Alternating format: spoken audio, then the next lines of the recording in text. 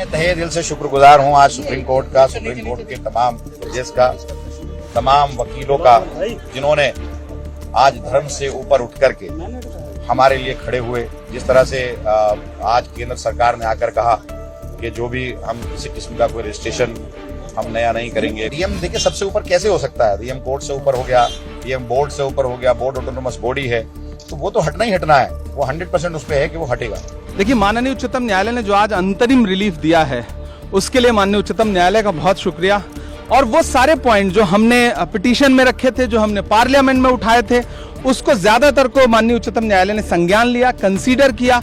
और आज जो रिलीफ है वो ये दर्शाती है कि ये कानून कहीं ना कहीं संविधान के खिलाफ बना है। जो अमेंडमेंट्स हैं उसमें कई सारे पॉइंट ऐसे हैं जो पूरी तरह से संविधान को मटिया मेट करने वाले थे। मैं तहे दिल से शुक्रगुजार हूं आज सुप्रीम कोर्ट का, सुप्रीम कोर्ट के तमाम जजेस का, तमाम वकीलों का, जिन्होंने आज धर्म से ऊपर उठ करके हमारे लिए खड़े हुए, मेहनत की, साथ दिया इस मुल्क को बचाने का।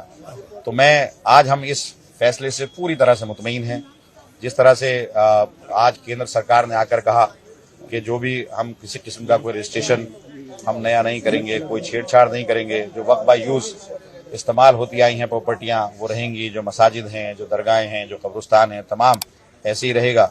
और वक्त के जो मेंबर हैं उसके अंदर भी किसी किस्म की वो छेड़छाड़ नहीं करेंगे, किसी किस्म का अपॉइंटमेंट मेंबर का नहीं करेंगे। लेकिन सरकार की तरफ से जो समय मांगा गया तुषार मेहता की तरफ से 7 दिन का, आपको लगता है कि उस डॉक्यूमेंट कुछ ऐसे पेश करेंगे आप? 7 दिन में वो जवाब दाखिल करेंगे, उसके बाद 5 दिन हम लोगों को दिया गया है। 5 रिट जो है वो जो है एज ए लीड जो है वो ट्रीट होंगी, बाकी सबको एप्लीकेशन के तौर पे किया जाएगा। तो डीएम की भूमिका पे जो सवाल खड़े किए कोर्ट ने, कल की सुनवाई में भी हमें दिखा, आज भी जो उस पे बातें कही, आपको लगता है कि ये हटेगा या ये यथास्थिति बनेगी? बिल्कुल ये कोई है ही नहीं है। डीएम देखिए सबसे ऊपर कैसे हो सकता है, डीएम कोर्ट से ऊपर हो गया, डीएम बोर्ड से ऊपर हो गया, बोर्ड ऑटोनोमस बॉडी है, तो वो तो हटना ही हटना है, वो 100% उस पर है कि वो हटेगा। और जो वक्फ बोर्ड था जैसे था वैसे ही रहेगा।